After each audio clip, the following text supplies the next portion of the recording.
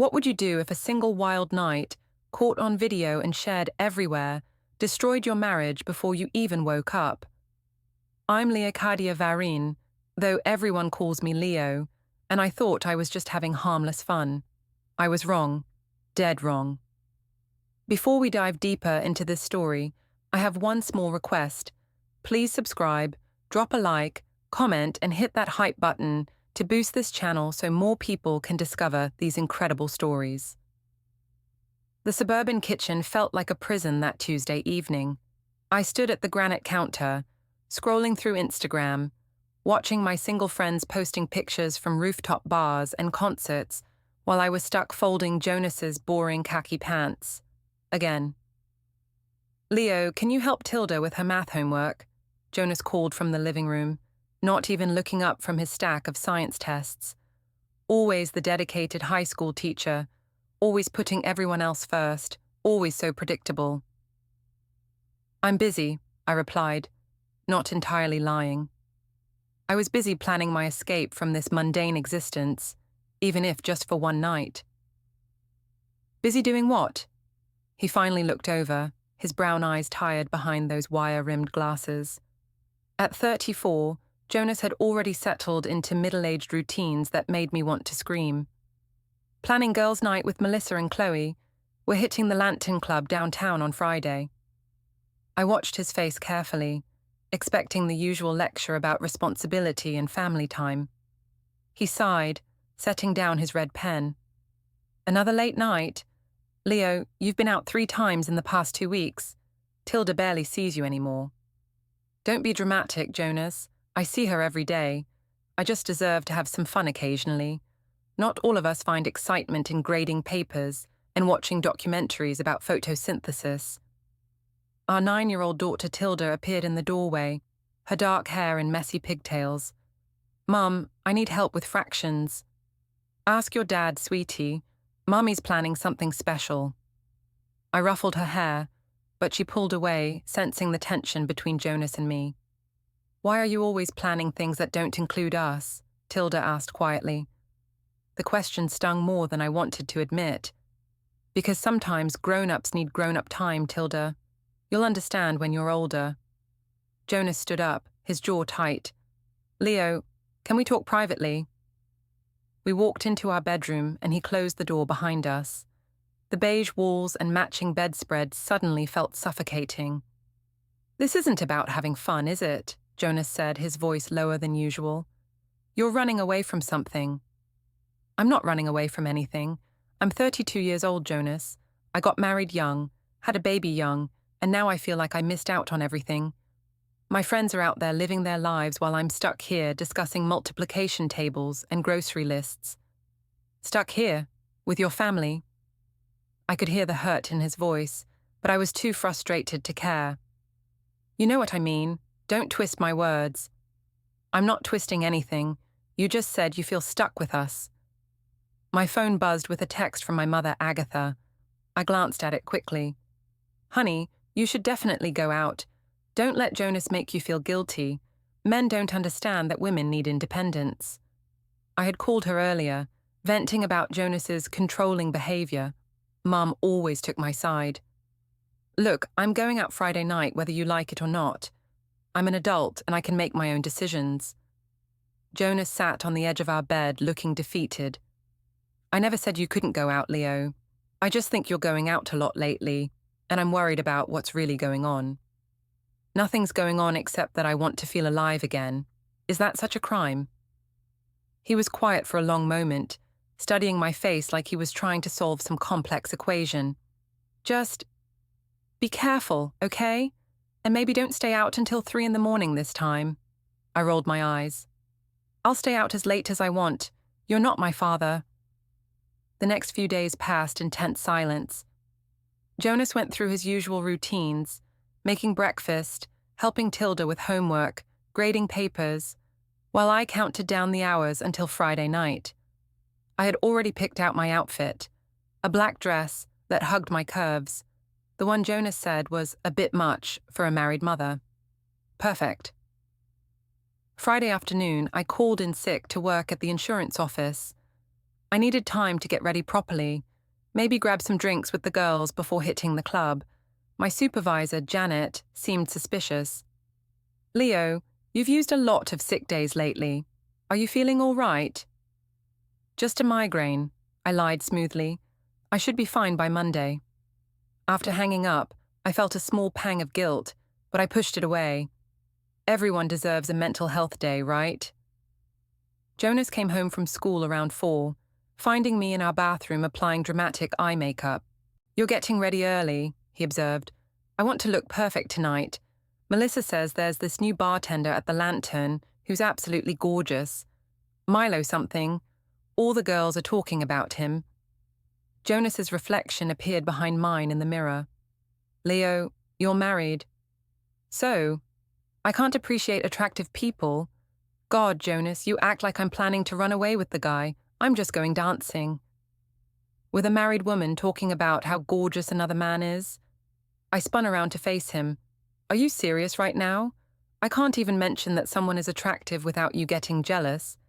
This is exactly what I'm talking about. You're suffocating me. I'm not trying to suffocate you. I'm trying to understand why my wife is getting dressed up to flirt with other men. I'm not flirting with anyone. I'm going out with my friends to have fun, something you clearly don't understand. Tilda appeared in the doorway again, her face worried. Are you guys fighting? No, sweetheart, I said quickly, forcing a smile. Daddy's just being silly. Mummy's going out to dance with her friends, and Daddy thinks that's a bad idea. I never said it was a bad idea, Jonas said quietly. I just think... You think too much, I interrupted. That's your problem. I finished my makeup and walked past both of them to grab my purse. My phone buzzed with messages from the girls, already at a pre-game bar downtown. I'll be back late, I called over my shoulder. Don't wait up.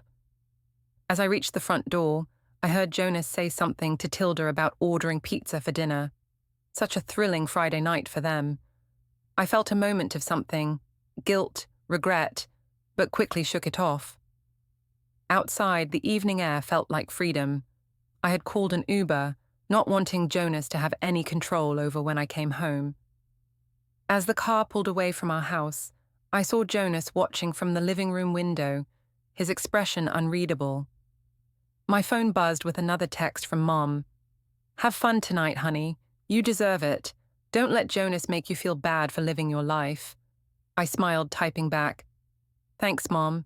Time to remind everyone that Leo Varin still knows how to have a good time. The Uber driver glanced at me in the rearview mirror. Big night out?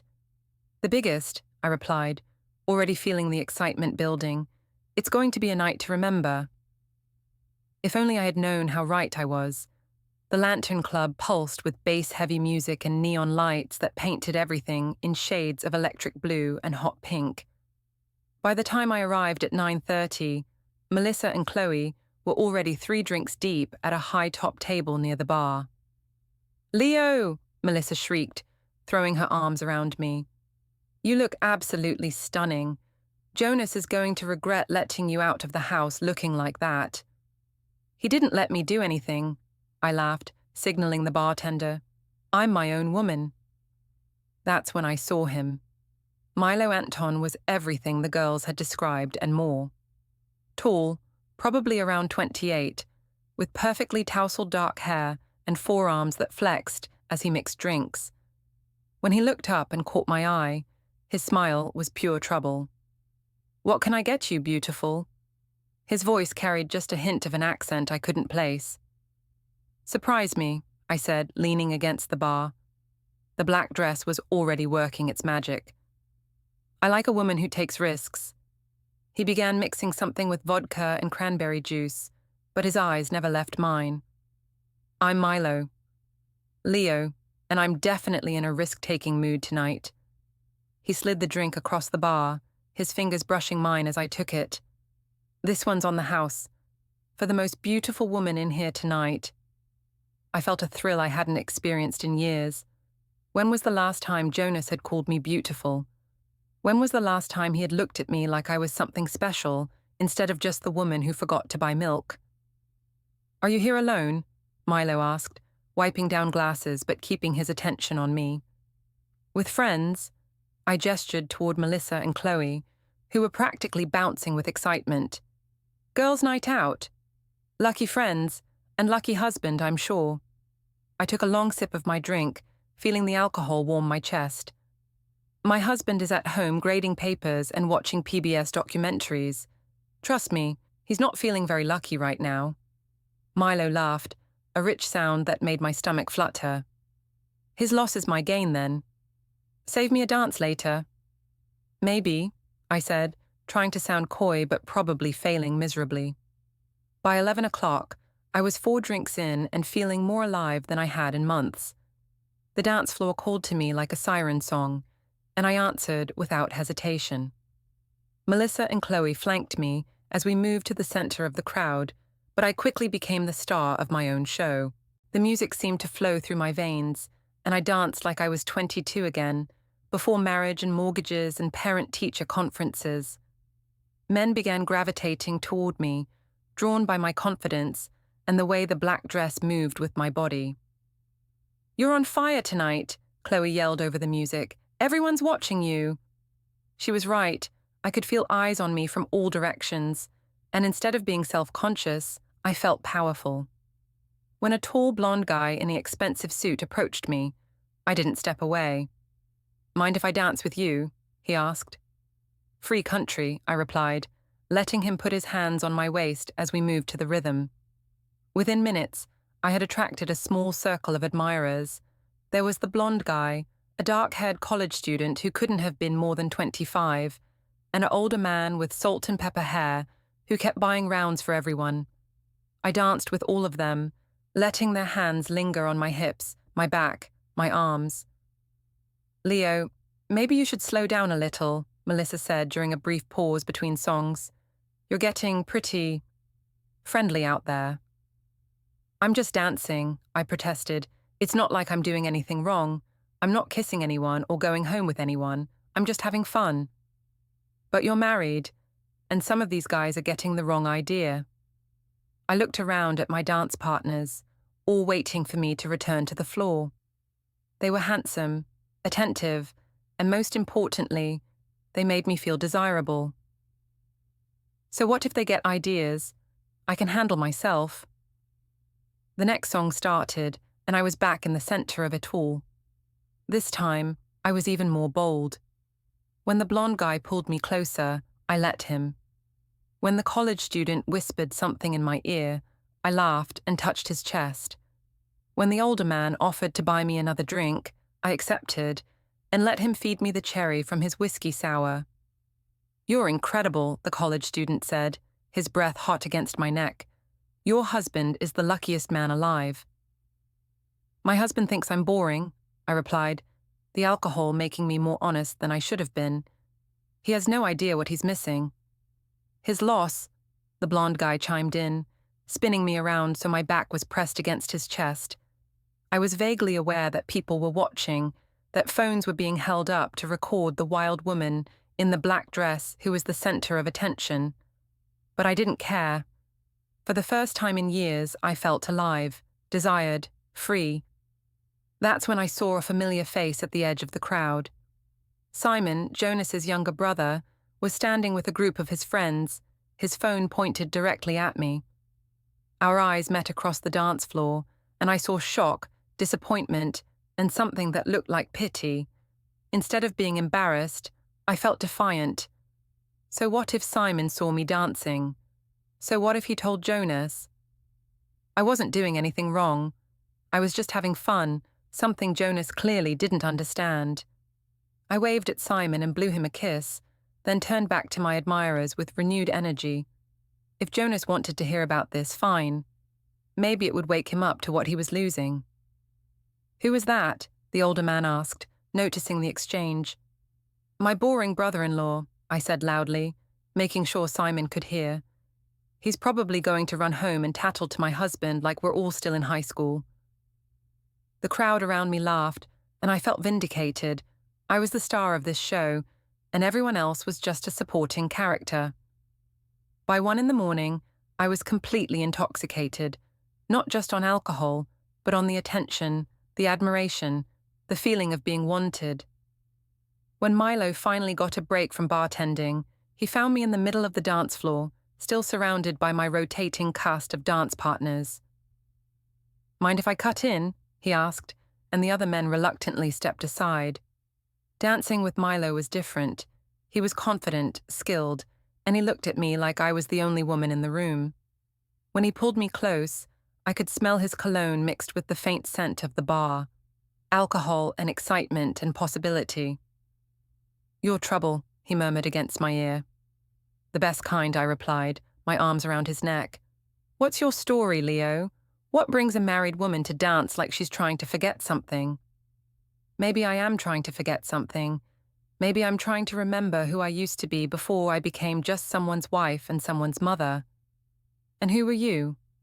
Someone who mattered, someone who was exciting, someone who didn't spend her Friday nights folding laundry and discussing grocery lists. Milo spun me around, and I caught another glimpse of Simon, still recording, still watching, with that disapproving expression. Let him watch, let him record. Let the whole world see Leo Varin having the time of her life. "Your brother-in-law doesn't look happy," Milo observed. "My brother-in-law needs to mind his own business. So does my husband. I'm not hurting anyone." "No," Milo agreed, his hand settling on my waist. "You're just living your life." The song ended, but I didn't want the night to end. I didn't want to go back to suburban silence and Jonas's disappointed sighs and Tilda's math homework. I wanted to stay in this bubble where I was the center of attention, where men fought for my time, where I mattered. "One more dance?" the college student asked hopefully. "Always," I replied, throwing my arms up as the next song started. I danced until my feet hurt in my heels, until my hair was damp with sweat, until the club started to empty out around 3 in the morning. Melissa and Chloe had tried several more times to convince me to leave, but I wasn't ready. I was having too much fun, feeling too alive, being too important. Finally, as the lights came up and the staff began cleaning, I had no choice but to call it a night. My dance partners exchanged numbers with me, promising to text, asking when I'd be back. I felt like a celebrity leaving a premiere. In the Uber home, I scrolled through my phone, already seeing notifications that people had tagged me in videos and photos from the night. I looked good, I looked happy, I looked free. Let Jonas see these. Let him see what he was missing when he chose grading papers over appreciating his wife. The house was dark when I stumbled through the front door at 3:45. Jonas was asleep, and Tilda's door was closed. I kicked off my heels and made my way to the bathroom, catching sight of myself in the mirror. My makeup was smudged, my hair was wild, and my dress was wrinkled, but I looked alive in a way I hadn't seen in years. I fell into bed without changing, still buzzing with excitement and alcohol. Tomorrow, I would deal with Jonas's questions and Simon's disapproval. Tonight, I had been the star of my own show. As I drifted off to sleep, I was already planning my next girls' night out. I woke up Saturday afternoon with a pounding headache and the taste of regret in my mouth. Sunlight streamed through our bedroom curtains, and I could hear Jonas and Tilda talking quietly in the kitchen below. The clock read 1:47 p.m. My phone was buzzing incessantly on the nightstand. Dozens of notifications from Facebook, Instagram, and text messages. As I scrolled through them, my stomach began to sink. The videos were everywhere. Simon hadn't just recorded a few seconds. He had captured nearly an hour of my dancing, touching, flirting with multiple men. In the harsh light of day, watching myself grind against strangers while my wedding ring caught the club lights, I looked less like a woman having innocent fun and more like, well, something I didn't want to think about. But I pushed down the shame. I hadn't done anything wrong. I had danced. That's all. People were just being dramatic. I threw on a robe and made my way downstairs, trying to project confidence I didn't entirely feel. Jonas was sitting at the kitchen table with his laptop open, Tilda coloring beside him. They both looked up when I appeared. "Good morning, Sleeping Beauty," Jonas said, but his tone was flat, emotionless.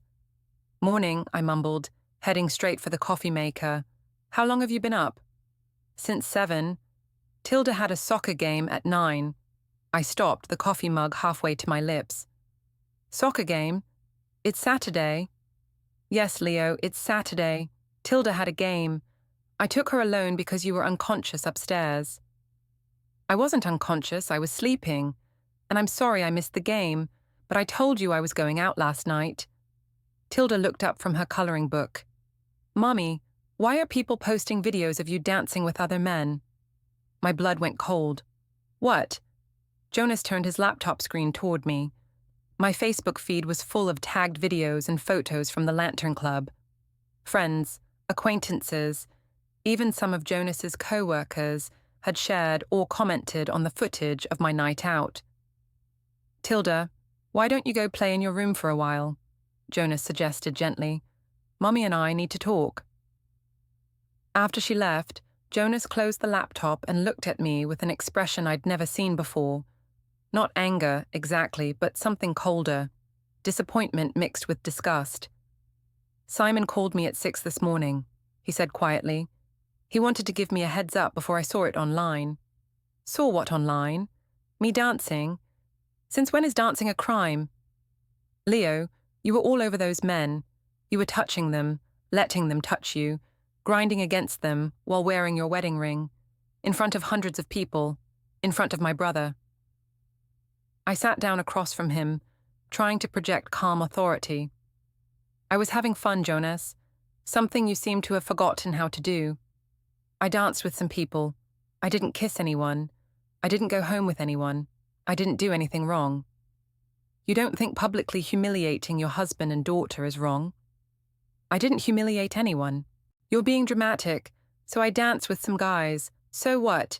You act like I committed adultery or something." Jonas opened the laptop again and clicked on one of the videos. There I was, in high definition, with the college student's hands on my hips as I moved against him, my own hands running through his hair. The blonde guy was behind me, his arms around my waist. I was laughing, throwing my head back, clearly enjoying every second of male attention. "This is just dancing to you?" Jonas asked. Looking at it now, I felt a flush of embarrassment, but I couldn't back down. "Yes, it's dancing. People dance at clubs, Jonas. That's what clubs are for. Married people don't dance like that with strangers." "Says who? You. You don't get to control how I dance or who I dance with. I'm not your property." My phone started ringing. Mum's number flashed on the screen. "Hi, Mom," I answered, putting it on speaker so Jonas could hear her support. "Honey, I just saw some videos online. Are you okay? Jonas isn't giving you trouble about having a little fun, is he?" I shot Jonas a triumphant look. "Actually, yes. He's acting like I committed some terrible crime because I went dancing." "Oh, for heaven's sake," Mom huffed. "Men are so insecure. Leo, you're a beautiful young woman, and there's nothing wrong with enjoying yourself. Jonas, are you there?" "I'm here, Agatha," Jonas replied, his voice tight. "You need to stop being so controlling. Leo deserves to have fun. She's been cooped up in that house for years, and now you want to punish her for one night out. That's not fair." "Agatha, she was dancing," Mum interrupted. "Dancing is not a crime. You should be proud that other men find your wife attractive instead of getting jealous like a teenager." I felt vindicated. See? Mum understood. Jonas was just being possessive and insecure. After Mum hung up, Jonas stared at me for a long moment. "Your mother didn't see the videos, did she?" "She doesn't need to see them. She trusts me." "Leo, I need you to understand something. This isn't about jealousy or control. This is about respect. Respect for our marriage, respect for our family, respect for yourself." "Don't lecture me about self-respect," I snapped. "You have no idea what it's like to feel invisible in your own life. Those men last night made me feel beautiful, desirable, important. When's the last time you made me feel any of those things?" Jonas was quiet for a moment, and I thought I had won the argument. Then he said, "When's the last time you gave me the chance?" Before I could respond, his phone rang. He glanced at the screen and sighed. "It's my mother." He answered, and I could hear Gloria's voice even without speakerphone. She was upset, talking rapidly about family reputation and embarrassment. Jonas mostly listened, occasionally saying, "I know," or "I understand." When he hung up, he looked exhausted. "Mom wants to talk to you." "I'm not apologizing to your mother for having fun." "She's not asking for an apology. She's asking for an explanation." The videos have been shared in our neighborhood Facebook group. Parents from Tilda's school have seen them. My principal called to ask if everything was okay at home. For the first time, I felt a real stab of fear. "Your principal?" "Teachers are held to certain standards, Leo. When my wife is viral on social media for grinding on random men, it reflects on me professionally." "That's not my fault. People need to mind their own business." "You made it their business when you did it in public and let people record it." My phone buzzed with a text from Simon. "Leo, we need to talk. What you did last night was unacceptable, and if you don't make this right, there will be consequences." I showed Jonas the text. "Look at this. Your brother is threatening me now." Jonas read it and nodded. "He's right. There will be consequences." "What's that supposed to mean?" Instead of answering, Jonas stood up and walked toward the stairs.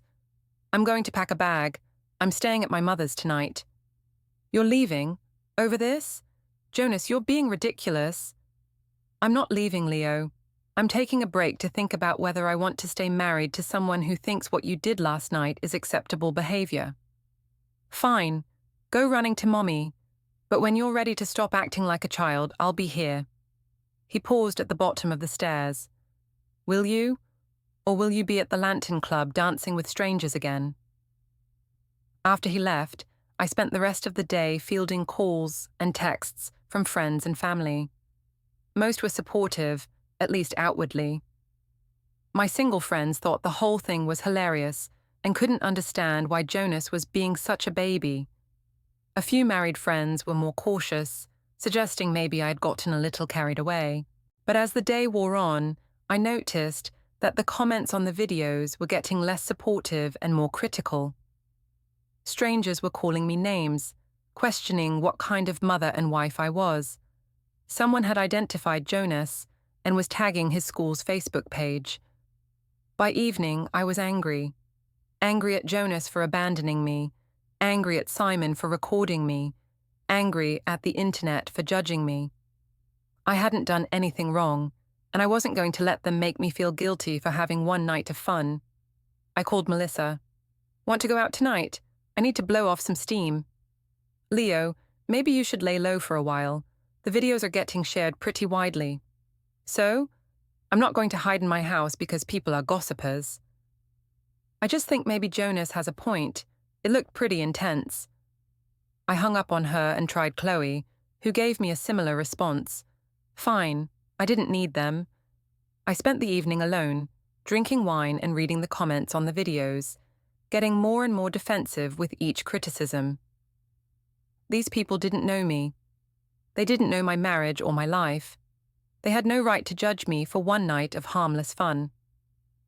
When Jonas came home Sunday morning to get more clothes, I was ready for a fight. "Have you seen the comments?" I demanded. "People are calling me horrible names because of your brother's little video project." "Simon didn't make you dance like that, Leo. He just recorded what you chose to do. I chose to have fun. I chose to feel good about myself for one night. And now I'm being slut-shamed by the entire internet because your family can't mind their own business." Jonas looked at me like he was seeing a stranger. "Do you hear yourself right now? You're blaming everyone except the person who actually caused this." "I didn't cause anything. I went dancing." "You publicly humiliated our family, Leo. Our daughter is asking why Mommy was touching other men. My mother is getting phone calls from her church friends. My job is in jeopardy. But all you can think about is how unfair it is that people are judging you." "Because it is unfair." Jonas shook his head and headed upstairs. When he came back down with a larger suitcase, I felt the first real spike of panic. "How long are you planning to stay at your mother's?" I don't know, he said quietly. Maybe permanently. Jonas, you can't be serious. You're going to end our marriage over one night out. I'm going to end our marriage over your complete inability to take responsibility for your actions or show any remorse for the pain you've caused. After he left, I sat in our empty house, finally allowing myself to feel the full weight of what was happening. But instead of remorse, I felt anger. This was all so unfair. I had done nothing wrong, and everyone was treating me like some kind of criminal. I wasn't going to apologize for living my life. Monday morning arrived with the subtlety of a sledgehammer. I had called in sick again, claiming food poisoning from Sunday dinner, but the truth was I couldn't face my coworkers yet. The videos had spread far beyond our social circle, and I knew people at the insurance office had seen them. I spent the morning crafting my narrative. I had been dancing innocently when some creepy men started getting handsy. I had tried to get away, but they kept following me around. Simon's video was taken out of context, edited to make me look bad. I was actually the victim in all of this. By noon, I had convinced myself this story was mostly true. Memory is funny that way. You can reshape it to fit what you need it to be. My phone rang, Janet from work. Leo, I need you to come in this afternoon. We need to discuss your recent absences. I told you, I have food poisoning. I can barely keep water down. Leo, I've seen the videos from Friday night. You looked perfectly healthy then. We need to talk about your pattern of calling in sick on Mondays after your nights out. My stomach dropped. What videos? I don't know what you're talking about. The ones where you're dancing at the Lantern Club. The ones that show you were clearly not working late on Thursday like you claimed, since you looked so energetic Friday night. Shit. I had forgotten about Thursday's lie. I had called in Thursday afternoon claiming I needed to work late to catch up, but instead, I had gone shopping for my club outfit and gotten my nails done. Janet, I can explain. Come in at 2:00, Leo. We'll discuss it then. After hanging up, I realized I needed to get my story straight fast. I called Mom for moral support. Honey, how are you holding up? I saw some of those nasty comments online. People can be so cruel. Mom, Jonas left me. He's staying at Gloria's and talking about divorce. What? Over dancing? Leo, he can't be serious. He is serious. And now my job might be in trouble too. My supervisor wants to meet with me about my sick days. Well, you have been using a lot of sick days lately for your nights out. Mom, whose side are you on? I'm on your side, sweetheart. I just think maybe you should be more careful about work.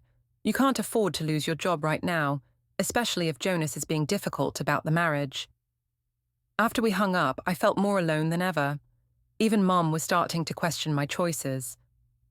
At the insurance office, Janet was waiting with HR representative Carol Martinez. This was worse than I thought.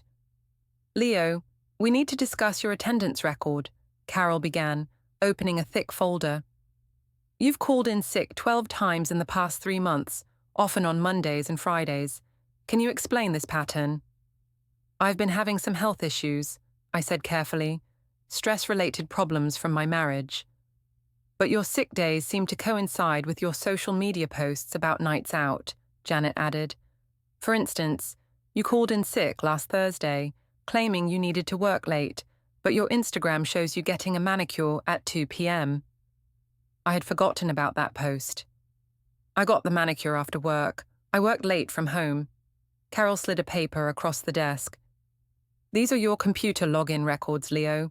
You didn't log into any work systems Thursday afternoon or evening. My mouth went dry. The system must be wrong. The system isn't wrong. Leo, we also have reports that you've been lying about your whereabouts during lunch breaks, leaving early without permission, and using company time for personal activities. Who reported that? I demanded, though I had a sinking feeling I knew. That's not important. What's important is that we have a pattern of dishonesty and time theft. Combined with the public nature of your recent activities, we need to discuss your future with this company. My personal life has nothing to do with my job performance. It does when it affects our company's reputation, Carol replied. We've had clients calling to ask about that woman from the insurance office who was all over the internet. It's unprofessional and embarrassing. You can't fire me for dancing. We're not firing you for dancing. We're considering termination for repeated dishonesty about your work schedule and misuse of company time. They put me on probation with a final warning. One more unexcused absence or lie about my whereabouts, and I would be terminated. As I walked back to my desk, I could feel my coworkers' eyes on me. Some looked sympathetic, others judgmental, most just curious about the drama. My desk phone rang almost immediately. "Leo, it's me." Jonas's voice was tired. "Jonas, are you calling to apologize? Because I just got humiliated at work because of your brother's video. I'm calling to let you know I met with a lawyer this morning." The world seemed to tilt. "A lawyer? Jonas, you can't be serious." "I'm very serious. I'm filing for divorce, Leo, and I'm seeking primary custody of Tilda. You can't take my daughter away from me." "I'm not taking her away. I'm trying to provide her with a stable environment. The lawyer says the videos, combined with your pattern of deception about your whereabouts, make a strong case for my position." "What pattern of deception? I haven't deceived anyone." "Leo, you lied to me about working late when you were actually preparing for nights out. You lied to your employer about being sick. You've been lying about where you go and what you do. The videos just made it public." "I never lied about anything important." "You lied about everything, Leo.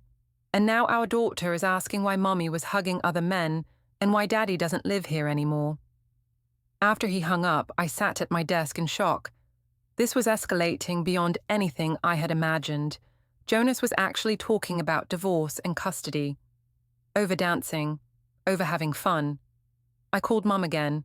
"He's filing for divorce. He wants to take Tilda." "Oh, honey, are you sure? Maybe he's just trying to scare you." "He met with a lawyer, Mum. This is real." "Well, you need to get your own lawyer then. And Leo, maybe you should think about apologizing, just to smooth things over." "Apologize for what? I didn't do anything wrong." But even as I said it, I was starting to wonder if that was true.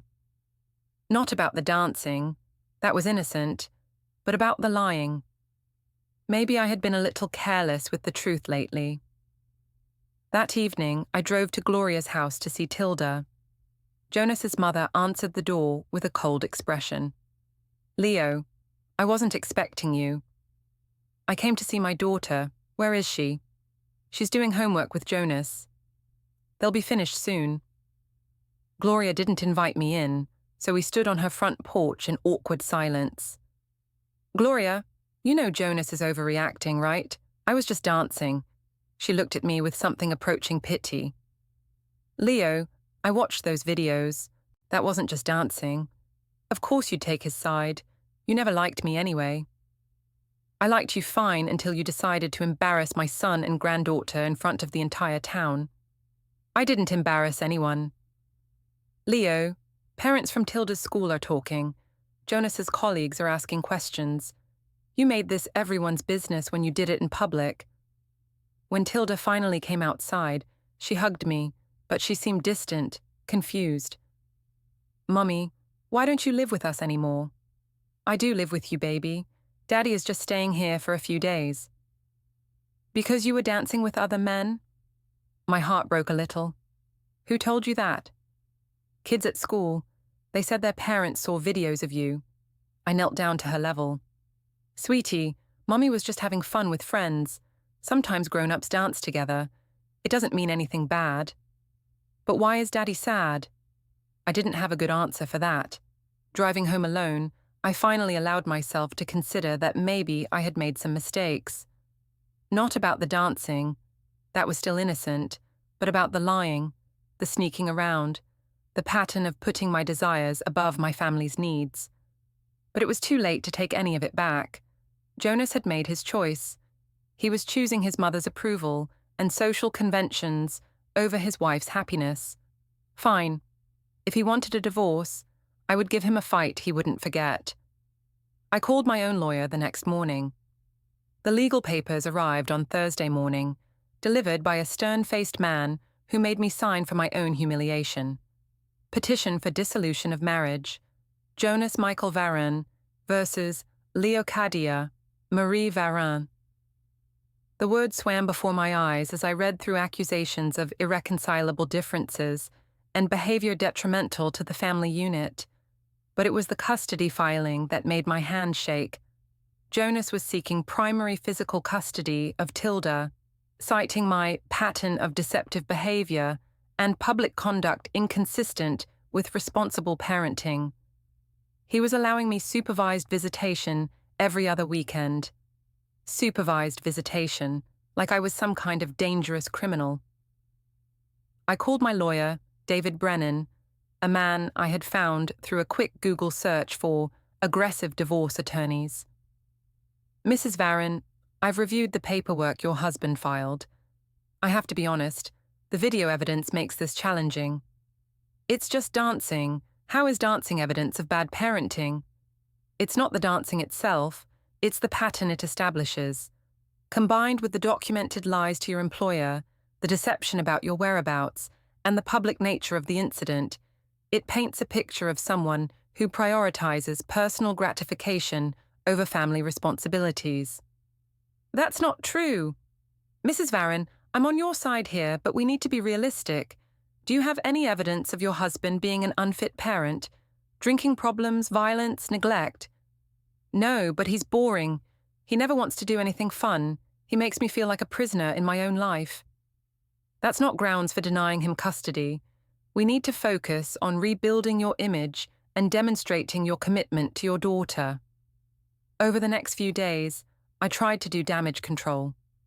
I posted on Facebook about how much I loved Tilda, sharing old photos of us together at parks and school events. I wrote a long status about how people shouldn't judge others based on one night out, how I was a devoted mother who deserved to have fun occasionally. The response was mixed at best. Some friends offered support, but others remained conspicuously silent. Worse, Jonas's friends and family began sharing their own posts, subtle digs about family values and setting good examples for children. Simon posted a particularly cutting message. It's amazing how people can justify any behavior when they refuse to take responsibility for their choices. Some things are more important than personal gratification. I knew it was about me, and so did everyone else. The breaking point came when I went to pick up Tilda from school on Friday. As I walked across the parking lot, I noticed other parents staring and whispering. Some pulled their children closer when they saw me coming. Mrs. Varin, Tilda's teacher, Mrs. Henderson, approached me with a concerned expression. Could I speak with you for a moment? My stomach sank. Is everything okay? Well, Tilda has been having some difficulty concentrating this week. She seems anxious and distracted. Some of the other children have been asking her questions about things they've seen online. What kind of questions? Mrs. Henderson looked uncomfortable. Questions about the videos, about why her parents are living separately. Children talk, and unfortunately, their parents sometimes don't filter what they say around them. So now I'm being blamed for other people's gossip. I'm not blaming you for anything, Mrs. Varin. I'm just concerned about Tilda. She asked me yesterday if her mommy was in trouble for hugging other men. The shame hit me like a physical blow. My 9-year-old daughter was being questioned about my behavior by her classmates. She was worried that her mommy was in trouble. I'll talk to her, I managed to say. That would be good. And Mrs. Varin, perhaps it would be best if Mr. Varin handled pick-up and drop-off for a while, until things settle down. I wanted to argue to defend myself, but I could see the judgment in her eyes. Even Tilda's teacher thought I was unfit. That evening, I tried to explain everything to Tilda in terms a 9-year-old could understand. Sweetie, sometimes grown-ups make mistakes. Not big mistakes, but little ones that other people blow out of proportion. Did you make a mistake, Mummy? I hesitated. I made the mistake of caring too much about what other people thought. I wanted people to think I was fun and pretty, so I acted silly at the club, but I didn't do anything really wrong. Then why is Daddy so sad? Because Daddy doesn't understand that sometimes mommies need to feel special too. Even as I said it, I knew how it sounded. I was making Jonas the villain in a story where I was clearly the one who had caused all the problems. The next week brought fresh humiliations. A video of me dancing had been shared to a local Community Watch Facebook group with the caption, "Is this the kind of behavior we want from parents in our school district?" The comments were brutal. Disgusting display of a married woman. Those poor children having to see their mother act like this. No wonder the divorce rate is so high when women think this is acceptable. I tried to defend myself in the comments, explaining that I was just dancing, just having fun, just living my life, but every response made me look more desperate, more delusional. My lawyer called with worse news. "Mrs. Varin, your husband's attorney, has additional evidence they plan to present. Financial records showing expenditures at bars and clubs that coincide with days you called in sick to work. Text messages between you and the bartender, Milo Anton, that suggest an ongoing flirtation. We were just friendly. I never did anything physical with him." The texts are suggestive. Combined with everything else, they paint a picture of someone who is actively seeking extramarital relationships. I remembered the texts with Milo. Harmless flirting, I had thought. Messages about when I'd be back at the club, jokes about dancing together again, compliments about how I looked. In the context of a custody battle, they looked like evidence of infidelity. What does this mean for my case? It means we need to prepare for the possibility that you'll be granted minimal custody, perhaps supervised visitation, until you can demonstrate changed behavior. Changed behavior? I haven't done anything wrong. Mrs. Varin, with respect, continuing to deny that you've made mistakes isn't helping your case. The judge is going to want to see remorse, accountability, and a plan for moving forward responsibly. But I couldn't bring myself to admit wrongdoing when I genuinely believed I had just been living my life. Yes, maybe I had made some poor choices about lying to my employer, and maybe the texting with Milo had been inappropriate, but the core issue, my right to go out and have fun, was something I couldn't apologize for. The final blow came when Mom called with news from her church friends. "Leo, honey, I hate to tell you this, but people are talking. Mrs. Patterson asked me if you were having some kind of mental breakdown. Mrs. Chen said her daughter goes to school with Tilda, and the poor child seems so confused about everything. Mom, you're supposed to be on my side." "I am on your side, sweetheart, but maybe you should consider apologizing to Jonas, just to make peace for Tilda's sake." "Apologize for what? For having one night of fun in my boring suburban life?" "Leo, I watched those videos. It was more than just having fun, honey. It looked like you were trying to attract those men." "So what if I was? I'm still an attractive woman. Just because I'm married doesn't mean I'm dead." "But you are married, Leo. That means something." When even my own mother started questioning my choices, I knew I was truly alone in this fight. The custody hearing was scheduled for the following month. Jonas had moved back into our house, and I was staying in a studio apartment across town. I was allowed to see Tilda on Wednesday evenings and every other Saturday, always with Jonas present. During one of these supervised visits, Tilda asked me the question I had been dreading. "Mummy, do you love Daddy anymore?" I looked at my daughter's innocent face and realized that my answer would shape how she viewed love, marriage, and commitment for the rest of her life. "I love your daddy very much," I said, and for the first time in weeks, it wasn't a lie. "But sometimes people love each other and still can't live together." "Because you danced with other men?" "Because Mommy made some choices that hurt Daddy's feelings, and now we have to figure out how to fix things." It was the closest I had come to admitting fault, and it felt like swallowing glass. But it was too little, too late. Jonas had already made his choice, and soon a judge would make theirs. The family courthouse felt like a cathedral of judgment as I walked through its marble halls on the morning of our custody hearing.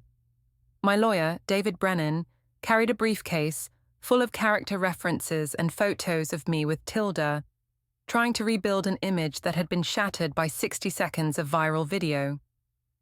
Remember, Mrs. Varin, show remorse but don't grovel.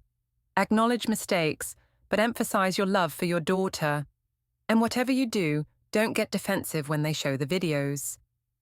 Judge Patricia Hawthorne was a stern woman in her 60s with silver hair and reading glasses that made her look like everyone's disapproving grandmother. She had been on the family court bench for 20 years and had probably seen every excuse, every justification, every attempt to minimize bad behavior. Jonas sat across the courtroom with his attorney, Margaret Chen, a sharp woman who specialized in fathers' rights cases. He looked composed, professional in his navy suit and conservative tie. Next to him sat Gloria, ready to testify as a character witness. My stomach churned as I realized how this looked. The stable teacher, with his supportive mother, versus the party girl with her expensive lawyer. Your Honor, Margaret Chen began, this case is about what's best for 9-year-old Tilda Varin. While divorce is always difficult for children, we believe the evidence will show that Mr. Varin provides the stable, responsible environment that Tilda needs during this transition. She clicked a remote, and the courtroom's large screen filled with footage from the Lantern Club. There I was in high definition, dancing provocatively with multiple men while my wedding ring caught the light.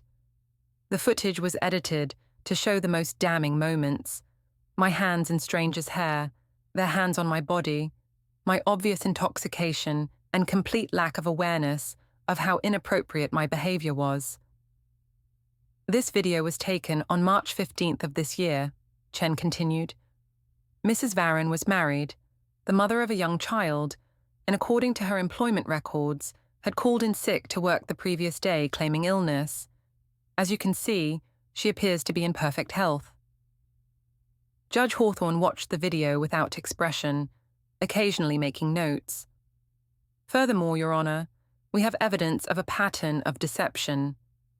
Mrs. Varin repeatedly lied to her employer about her whereabouts, used sick days to prepare for nights out, and engaged in ongoing flirtation with other men via text message. Chen presented a stack of evidence: my work attendance records, the text messages with Milo that I had thought were harmless, financial records showing charges at bars and clubs on days I had claimed to be ill. Mr. Varin, in contrast, has maintained steady employment as a respected high school science teacher for 8 years. He has no history of deception, no pattern of prioritizing personal gratification over family responsibilities, and no record of behavior that would embarrass or confuse his daughter. When it was my lawyer's turn, David did his best with what he had. Your Honor, Mrs. Varin is a devoted mother who made some poor choices during a difficult period in her marriage. She acknowledges that her behavior was inappropriate and is committed to rebuilding her relationship with her daughter and her own reputation. He presented photos of me with Tilda at school events, birthday parties, family vacations, character references from friends who describe me as loving and attentive. A letter from my therapist, hastily arranged after the divorce filing, stating that I was working through issues related to marriage and self-esteem. Mrs. Varin's actions, while regrettable, were the result of feeling unappreciated and neglected in her marriage. She never intended to harm her daughter or family, and she is committed to making better choices going forward. When I was called to testify, my legs felt like water as I approached the witness stand. Mrs. Varin, David began, can you tell the court about your relationship with your daughter? Tilda is the most important thing in my life, I said, my voice shaking slightly. I love her more than anything, and I would never do anything to intentionally hurt her. What happened on the night of March 15th? I had practiced this answer dozens of times. I went out with friends to have some fun. I had been feeling isolated and unappreciated in my marriage, and I wanted to feel attractive and social again.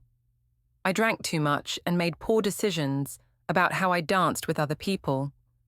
I deeply regret that my behavior was recorded and shared publicly, causing embarrassment to my family. Do you take responsibility for your actions that night? Yes, I do. I should have been more mindful of how my behavior would look and how it might affect my husband and daughter. It was the most accountability I had shown since the whole ordeal began, but it felt hollow even to me. Margaret Chen's cross-examination was brutal. Mrs. Varin, you say you regret your behavior, but isn't it true that you initially defended your actions and blamed others for the consequences?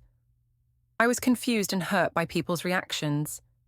Isn't it true that you told your husband he was overreacting and being dramatic when he expressed concern about the videos? I was defensive because I felt attacked. And isn't it true that you continued to maintain that you had done nothing wrong, even after seeing how your behavior affected your daughter? I hesitated. I was trying to protect myself. From what? From taking responsibility for your choices. Chen presented printouts of my Facebook posts and comments from the days following the incident, where I had repeatedly insisted I was just dancing, just having fun, just living my life. Mrs. Varin, even now, do you believe your behavior that night was appropriate for a married mother? The courtroom was silent as I struggled with the answer. Part of me still believed I had the right to go out and feel attractive and desired. Part of me still thought Jonas had overreacted. But looking at Judge Hawthorne's stern face, at Jonas's disappointed expression, at the evidence of how my choices had affected everyone around me, I finally understood the truth. No, I whispered, it wasn't appropriate. And the lies to your employer, the deception about your whereabouts, the flirtatious texting with other men, were those appropriate? No. Mrs. Varin, if you were granted custody of Tilda, how can this court trust that you wouldn't make similar choices in the future? I looked at my daughter, sitting in the gallery with Jonas's mother, looking small and confused and hurt. For the first time since this whole nightmare began, I saw the situation clearly through her eyes. I understand now that my choices affected more than just me, I said slowly. I was selfish and irresponsible, and I hurt the people I love most. If I'm given another chance, I will make Tilda my priority in everything I do. When Jonas testified, he was calm and factual, describing my pattern of late nights, lies about work, and increasing distance from family responsibilities. He didn't attack my character or call me names. He simply presented the facts and let them speak for themselves. I don't want to keep Tilda from her mother, he said, but I need to know that she's in a stable environment where responsible choices are being modeled for her. Gloria's testimony was devastating in its quiet disappointment. I raised 2 sons to respect their wives and families, she said. Jonas has always been a devoted husband and father. What Leo did, it wasn't just about one night. It was about a pattern of putting her own desires above her family's well-being. The judge deliberated for less than an hour. This case involves a mother who made a series of poor choices that culminated in very public behavior that was inappropriate for a married person and harmful to her family, Judge Hawthorne began. While I don't believe Mrs. Varin is an unfit mother, I do believe she has demonstrated a pattern of prioritizing personal gratification over family responsibilities. My heart sank as she continued. Mr. Varin will be granted primary physical custody of Tilda Varin. Mrs. Varin will have supervised visitation every other weekend and 1 evening per week, with supervision to be provided by a court-approved third party. After 6 months of consistent, appropriate behavior, we can revisit the custody arrangement. Additionally, Mrs. Varin will be required to complete parenting classes and continue therapy to address the issues that led to her poor decision-making. Any violation of the custody order or evidence of similar inappropriate behavior will result in further restrictions on her access to her daughter. The gavel came down like a gunshot. As the courtroom emptied, I sat in stunned silence. Jonas approached me cautiously. Leo, I want you to know that I hope you'll use this time to get the help you need. Tilda loves you, and I want her to have a healthy relationship with her mother. I looked up at him. This man I had married, had a child with, had destroyed my life trying to escape from. "I'm sorry," I whispered, and for the first time I meant it completely. "I'm so sorry for everything." He nodded sadly. "I know you are. I hope that's enough to help you change." 6 months later, I was living in a small apartment across town, working a new job at a different insurance company, and seeing Tilda every other weekend under the watchful eye of a court-appointed supervisor. The viral videos had mostly faded from public attention, but the consequences remained. I had completed the required parenting classes and continued therapy, slowly learning to understand how my need for validation and excitement had led me to make choices that hurt everyone I loved. The supervised visits were humiliating, but they were also a chance to rebuild my relationship with my daughter. "Mommy," Tilda asked during one visit, "are you going to dance with other men again?" "No, sweetheart," I replied. "Mommy learned that some things are more important than dancing, like being someone you can be proud of." It would take years to fully repair the damage I had caused. Jonas had started dating someone, a fellow teacher who was everything I hadn't been. Stable, mature, focused on family. They were talking about marriage. I had lost my husband, my home, my reputation, and my daughter's daily presence. All for one night of feeling desired by strangers who didn't even know my name. The woman who had danced at the Lantern Club that night, who had convinced herself she was just having innocent fun, who had blamed everyone else for the consequences of her choices, that woman was gone. In her place was someone who understood that actions have consequences, that marriage means something, and that being a mother is a responsibility that never takes a night off. It was the hardest lesson I ever learned, and it cost me everything that mattered. But as I watched my daughter color in her book during our supervised visit, occasionally looking up to smile at me with cautious love, I knew that maybe, if I worked hard enough and stayed committed to being better, I might eventually earn back some of what I had lost. The videos were still out there, a permanent record of my worst choices, but I was determined that they wouldn't define the rest of my story.